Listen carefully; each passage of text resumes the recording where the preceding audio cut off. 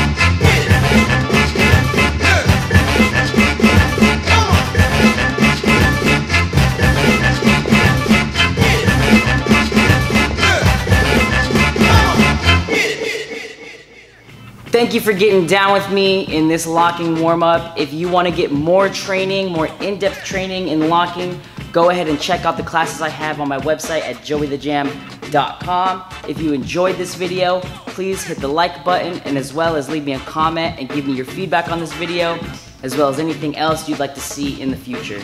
And just to shout out real quick, this awesome tee that I got from the Camellock brand. If you want to support the official Camellock brand, go ahead and check out camellock.dance. Link is in the description, so you can check out all their dope gear that they got. As always, shout out to the Drop Dance Studio for hosting this tutorial. Please subscribe to my channel and hit that little bell icon so you always know when I drop a new video, and I'll see you in the next one. Peace!